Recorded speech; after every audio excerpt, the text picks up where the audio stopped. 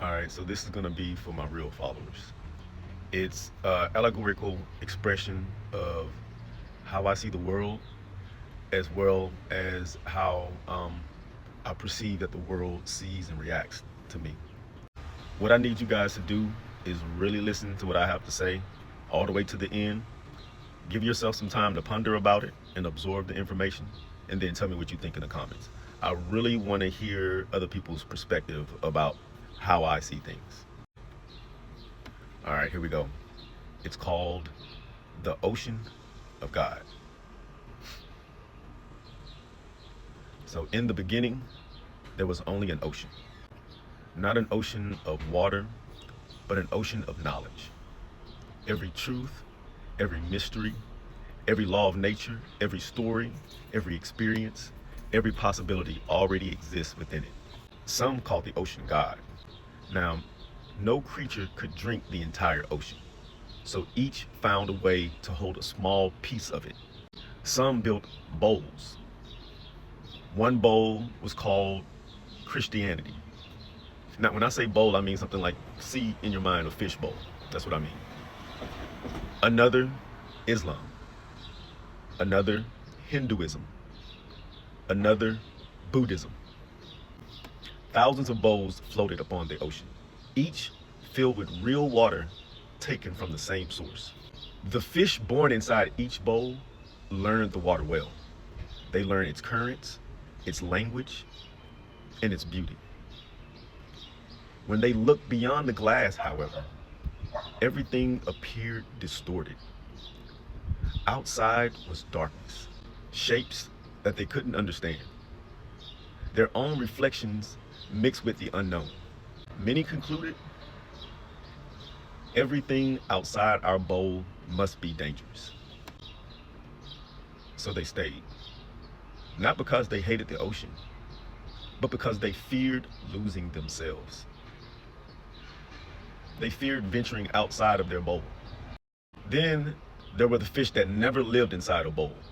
This is someone born without having a lens on how to see the world, or someone that developed this over time. They swam freely through the ocean. They explored reefs, trenches, storms, and endless horizons. They laughed at the bowls. Why would anyone imprison themselves in glass, they wondered. Yet, whenever they approached the bowl to understand it, they dealt with the same problems as the people in the bowl. The curved glass distorted everything. The language sounded strange. The rituals looked irrational. Even their own reflection stared back at them through the glass. So they turned away. Not because they hated truth, but because they feared becoming someone they were not. And I think a lot of us are afraid of exploring different religions because we're afraid that those religions are going to change us. Now, years passed. The fish in the bowls believed the ocean was mostly darkness. And the fish in the ocean believed that the bowls were mostly illusion. Neither realized the same fear lived inside both. Each mistook the distortion of the lens for reality. Then one day a traveler appeared. He swam inside the bowls. He swam back into the ocean, again and again and again, just back and forth. And each one of those journeys changed him. The bowls taught him depth. Then the ocean taught him breadth. The bowl gave meaning to symbols. The ocean revealed why those symbols existed. The ocean challenged his beliefs. The bowls challenged his assumptions. Whenever one contradicted the other, he didn't panic. He became curious. He had learned that truth has nothing to fear from more truth.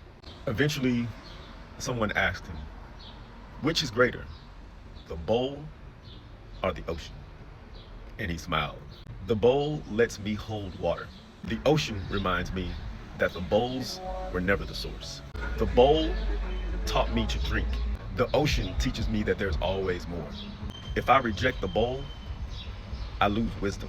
If I worship only the bowl, I mistake the container for the entire ocean. The traveler no longer feared changing. He understood that every genuine piece of knowledge was another wave in that same ocean. Every time he entered a new bowl, the ocean became larger. Every time he returned to the ocean, the bowls became clearer. The cycle never ended.